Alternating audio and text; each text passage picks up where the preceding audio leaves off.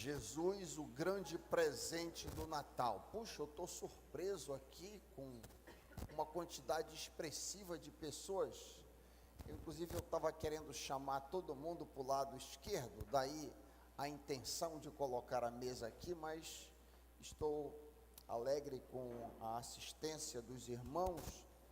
Vamos fazer uma breve reflexão a respeito do texto muito conhecido, talvez o texto mais conhecido a respeito da dádiva, do presente de Jesus. Isaías 9, 6. Quantos tem o texto santo? Texto muito conhecido, Isaías 9, 6.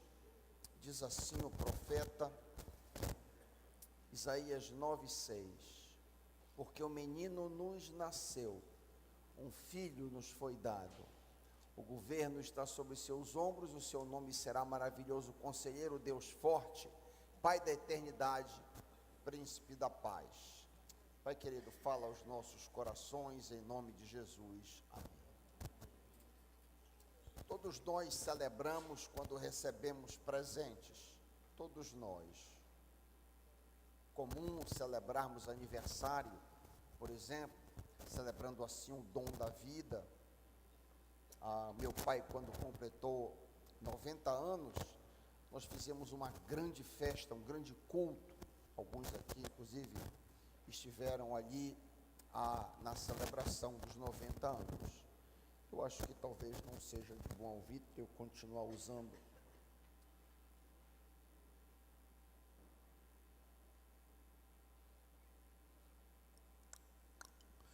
Então, muitos aqui, inclusive, estiveram ali na celebração dos 90 anos, celebrando e cultuando a Deus pelo dom da vida. É comum celebrarmos vitórias, por exemplo. A maioria de nós celebra vitórias quando alguém conquista um título de bacharelado, por exemplo, um título de mestrado. É comum fazermos um culto, darmos uma festa.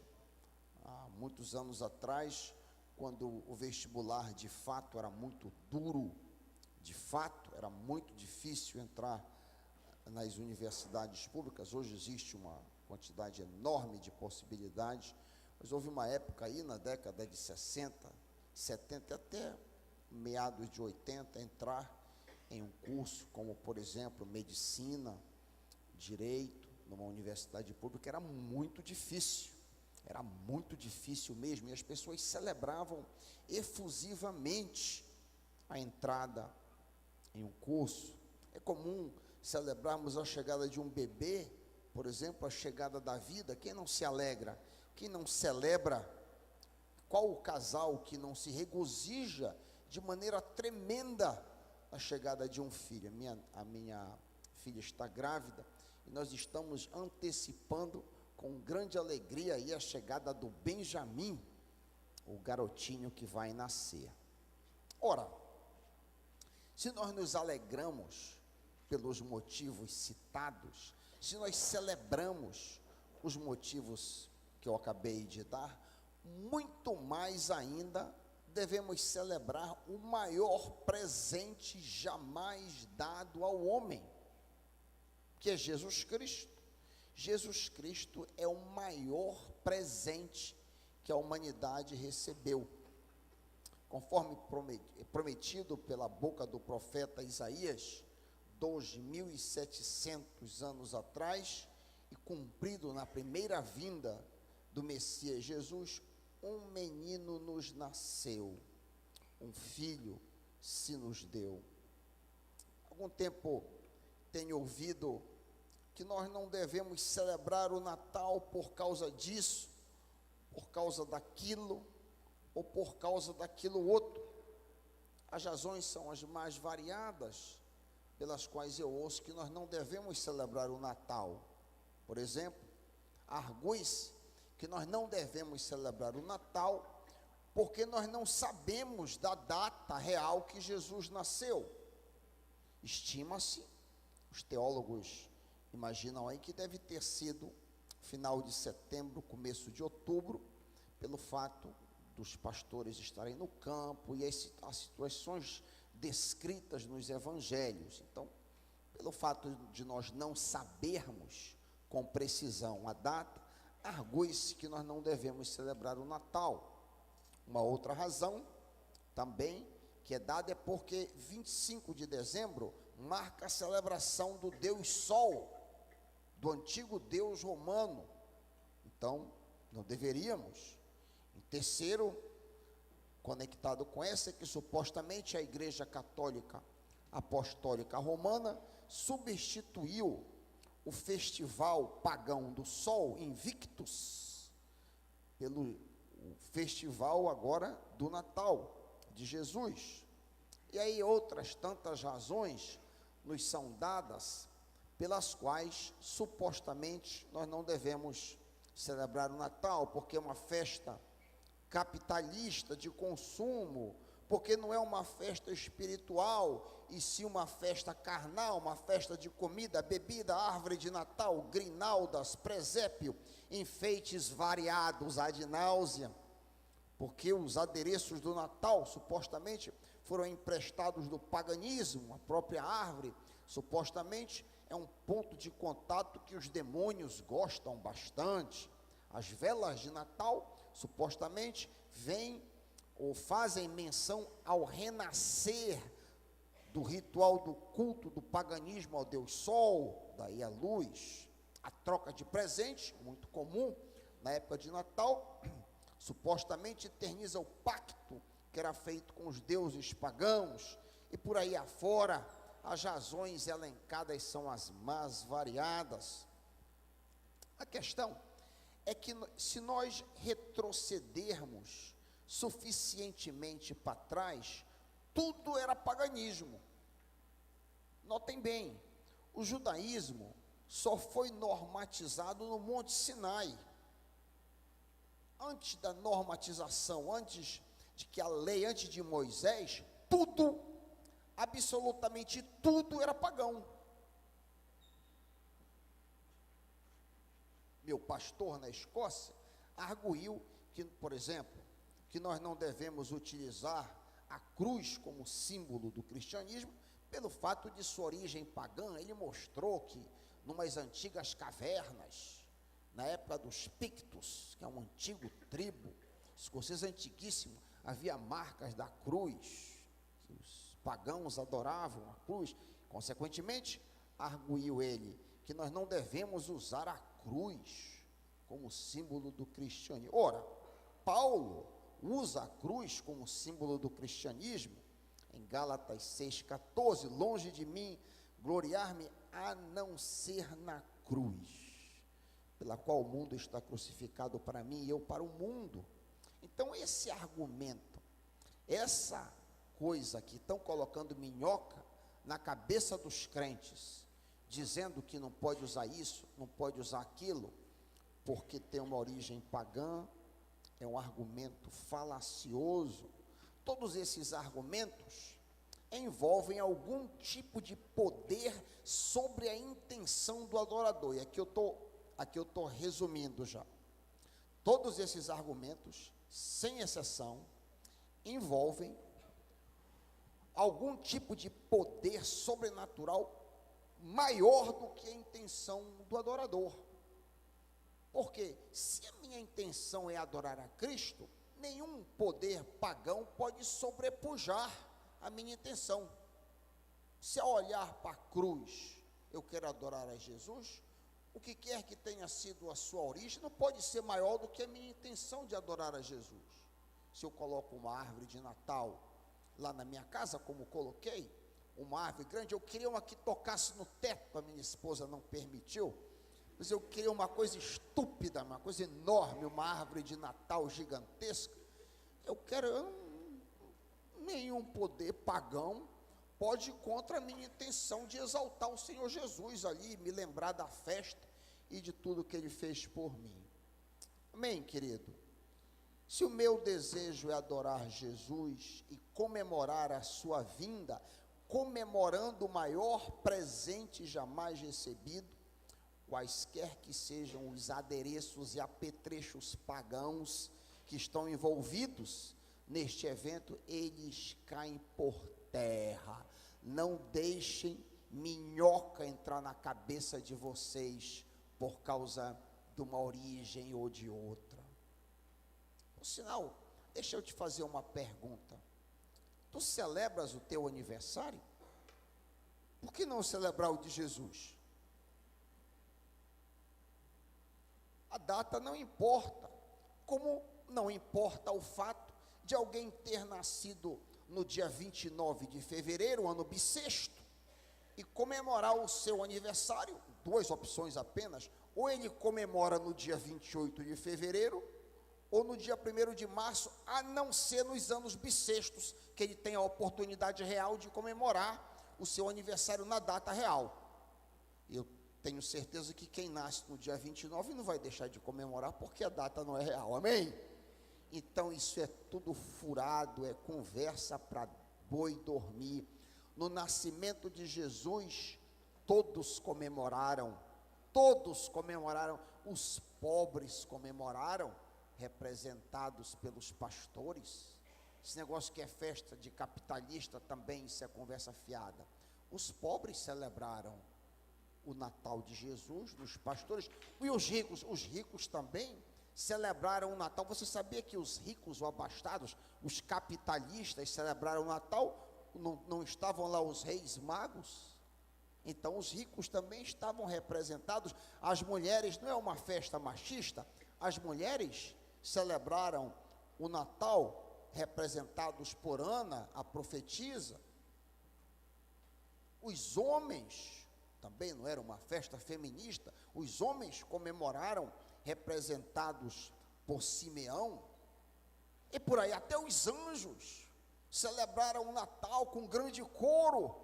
Nós não podemos ficar de fora da celebração do maior presente jamais dado à humanidade, porque o menino nos nasceu, um filho nos foi dado.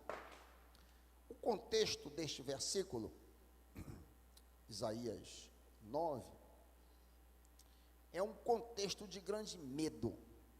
O rei Acais, que havia assumido o trono de Judá em 735 a.C., estava aterrorizado diante da iminente invasão de duas nações que se juntaram para invadir Judá. A gente pode ler isso se a sua Bíblia estiver aberta. Em Isaías 7, 9, você leu o 9, capítulo 9, recua 2 capítulos para trás, que você vai ver o contexto deste versículo célebre: um menino nos nasceu e um filho se nos deu. Olha aí o contexto. Lemos em Isaías 7, 9, que informaram ao rei Acais: a Síria montou acampamento em Efraim. Com isso, o coração de Acais e do seu povo agitou-se como as árvores da floresta agitam-se com o vento. Em outras palavras, Acais foi informado que Israel, ou Efraim, como eram chamados as tribos do norte, estavam unidos com os sírios para atacar o reino do sul, Judá. Dos reis, Rezim da Síria e Peca de Israel tomaram várias cidades de Judá e chegaram mesmo até a sitiar Jerusalém. Em meio a esse grande aperto, olha aqui, Deus envia Isaías para encontrar Acais e lhe tranquilizar. Vale frisar que Acais era um líder sem sabedoria, um grande pecador. Quando assumiu o trono, Judá vinha de 2 reinados prósperos, mas em apenas 16 anos, Acais quebrou a nação. Contudo, o mais importante foi que Acais foi o primeiro rei de Judá que participou pessoalmente de culto pagão, dando assim um péssimo exemplo ao povo de Deus. Embora indigno de Deus, indigno do favor do Senhor, Isaías diz para Acais que esses 2 reis que estavam devastando o país seriam derrotados e não chegariam a invadir a capital Jerusalém, o fato que se cumpriu. Um elemento tranquilizador da profecia de Isaías era que ele disse que um sinal seria dado à nação. Isaías diz para Acais, 700 anos antes de Cristo, que um sinal seria dado à nação. Que sinal era esse? Uma moça, uma virgem, conceberia um filho. Isaías 7,14.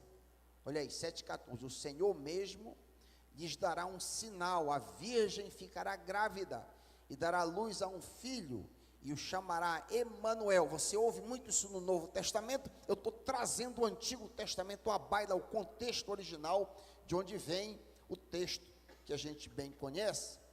Esta profecia que Isaías faz é cumprida de forma dupla, de duas formas. Em primeira instância, uma virgem que nós não sabemos quem é, alguns pensam que é a esposa do próprio Isaías, mas a gente não sabe, ela ficaria grávida, daria luz a uma criança, e antes que o menino pudesse discernir o bem do mal, os dois reis que estavam ameaçando, Rezim e Peca, seriam derrotados. A gente vê isso em Isaías 7,16. Isaías 7,16. Antes que o menino saiba rejeitar o erro e escolher o que é certo, a terra dos dois reis que você teme ficará deserta. Esta seria a prova que o Senhor estava do lado de Judá, ou com Judá. Emanuel é Deus conosco, ao lado de Judá, ou por nós. E o cumprimento da profecia se dá em Isaías 7,1. Isaías 7,1. Quando Acais, filho de Jotão e neto de Uzias, era rei de Judá, o rei Rezim da Síria e Peca, filho de Remalias, rei de Israel, atacaram a Jerusalém. E está aqui o cumprimento. Mas não puderam vencê-la. Então, conforme Isaías previu, 700 anos, assim aconteceu. Todas as profecias do Novo Testamento, e aqui vai uma regra hermenêutica muito importante. Todas as profecias do Antigo Testamento, elas têm que ter algum sentido no momento original, não é só para o Novo.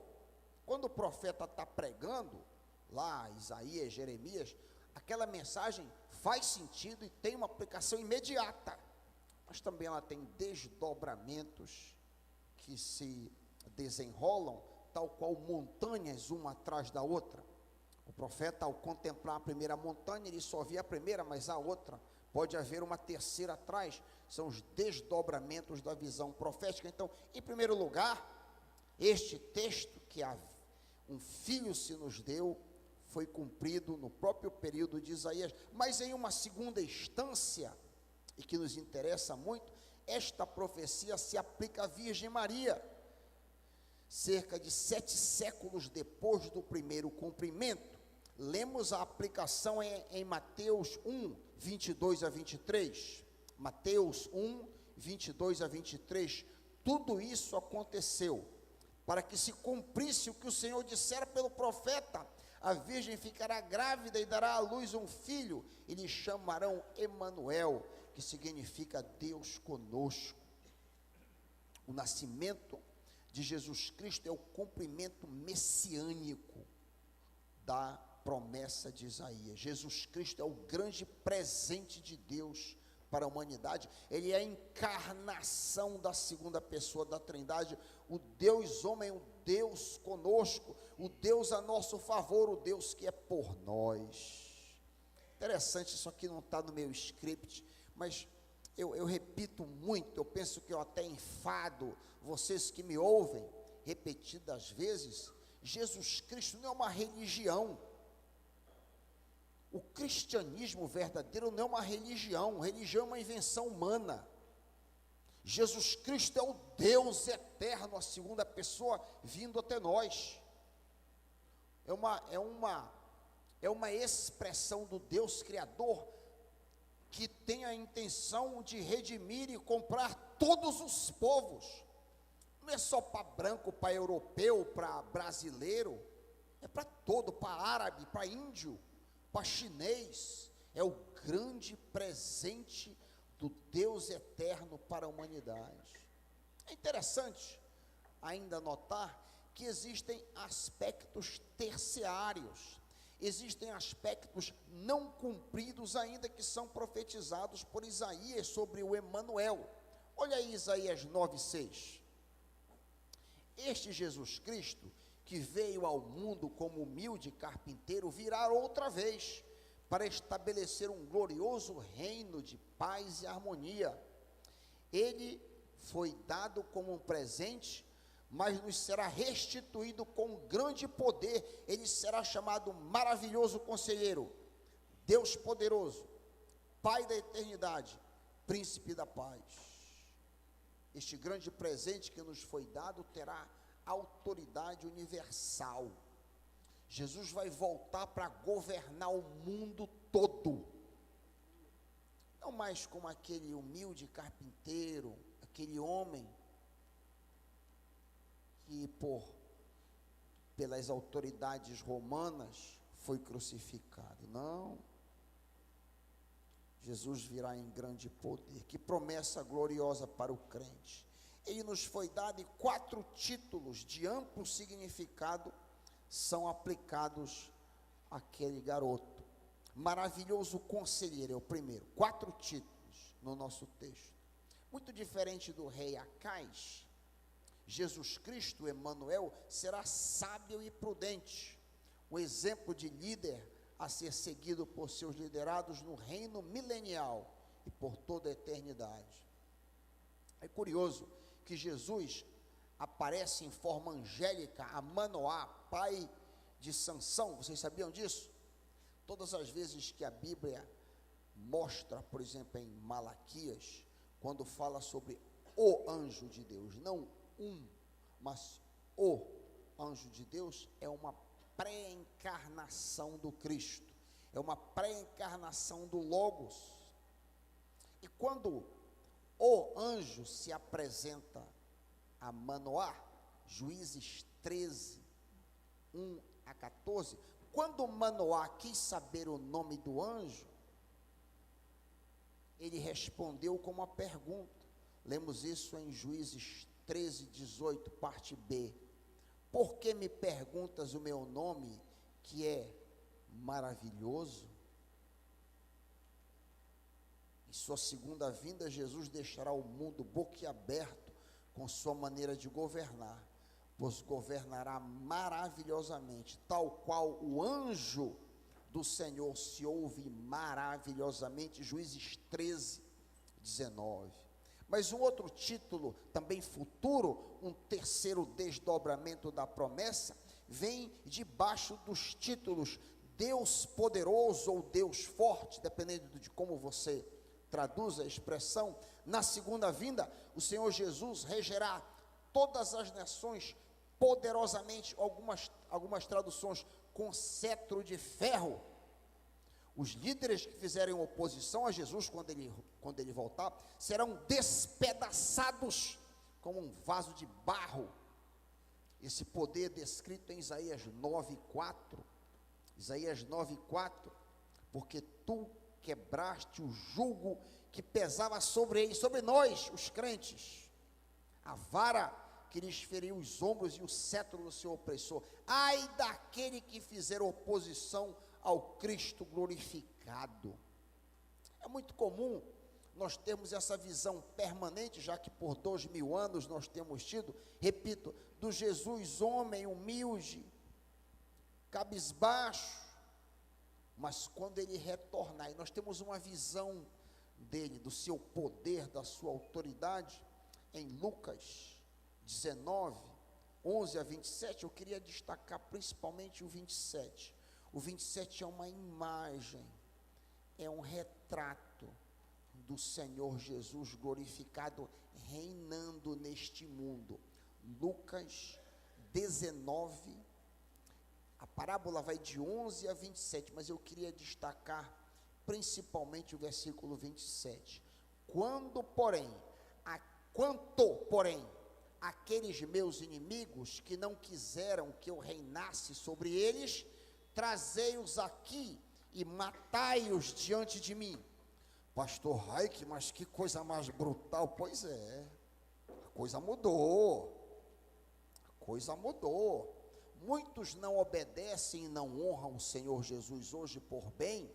Pregamos, anunciamos, e Jesus é desprezado mas quando ele vier, terão que ficar com a boca no chão e obedecer, porque ele virá como rei glorificado.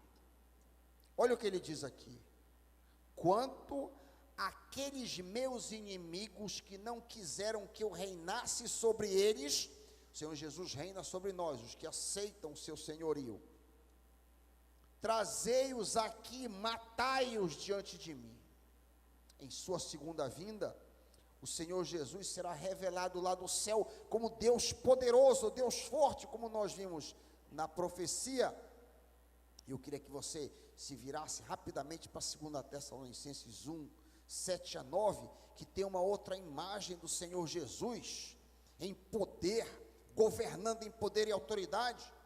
Texto muito importante, 2 Tessalonicenses 1, 7 a 9, quando Jesus vier na sua segunda vinda, ele será, abre aspas, revelado lá do céu com seus anjos poderosos, em meio a chamas flamejantes.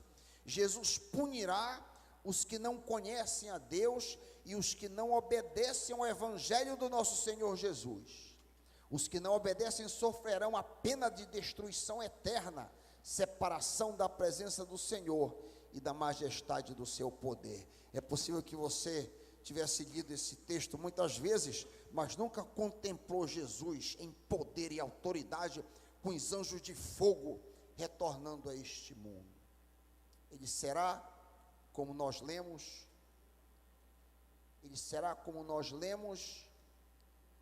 Deus forte ou Deus poderoso. Um terceiro título dado a ele também é Pai Eterno. Pai Eterno. Em sua segunda vinda, Jesus será o Pai do seu povo eternamente. Emanuel é retratado como líder amoroso, cuidadoso, mas disciplinador. Nós vemos uma imagem, esse terceiro desdobramento em Isaías 40, 10 e 11, o soberano Senhor vem com poder, com seu braço forte ele governa, a sua recompensa com ele está, e o seu galardão o acompanha como pastor. Está aqui, olha, Pai, como pastor, ele cuida do seu rebanho, com o braço ajunta os seus cordeiros, e os carrega no colo, conduz com cuidado as ovelhas que amamenta as suas crias. O Senhor Jesus virá como Pai eterno. Outros exemplos poderiam ser dados dessa imagem do Senhor Jesus, agora glorificado em sua segunda vinda. Jesus, Salmo 68, 5, será o Pai dos órfãos, o defensor das viúvas. Mas por último, ele é o príncipe da paz. É a quarta díade dos títulos unidos. Ele é o príncipe da paz, diametralmente oposto a todos os grandes líderes promesseiros. Jesus obterá e manterá a paz do seu reino para sempre. O governo mundial de Jesus, do Emanuel, perpetuará a paz entre todos os países do mundo. Uma das imagens mais lindas, eu concluo, uma das imagens mais lindas do reino de Cristo, do príncipe da paz, está em Isaías 11, 6 a 9. Isaías 11, 6 a 9. O lobo viverá com o cordeiro, o leopardo se deitará com o bode, o bezerro, o leão e o novilho gordo pastarão juntos, e uma criança os guiará. A vaca se alimentará com o urso, seus filhotes se deitarão juntos. O leão comerá palha como o boi. Não haverá mais animais carnívoros. O leão comerá palha como o boi. A criancinha brincará perto do esconderijo da cobra. Ninguém fará nenhum mal, nem destruirá coisa alguma em todo o seu santo monte, pois a terra se encherá do conhecimento do Senhor, como as águas cobrem o mar. Então o Senhor é príncipe da paz. Que futuro maravilhoso nos espera, que promessa grandiosa para os crentes em Cristo. Tudo que Deus já fez por nós e tudo que Ele ainda fará é devido a um filho que nos foi dado, o grande presente de Natal. Celebremos, portanto, o maior presente da humanidade. O que quer que tenha relação com o paganismo anterior, se minha intenção é adorar a Cristo, nenhum poder pagão pode sobrepujar a minha intenção. Não fosse por isso, eu não podia usar uma aliança, porque a aliança é símbolo pagão também. Jesus Cristo é meu Senhor e desejo adorá-lo, comemorando sua vinda, comemorando o menino que nasceu, Jesus, o grande presente de Natal. Ele é o teu presente de Natal? Eu espero que sim.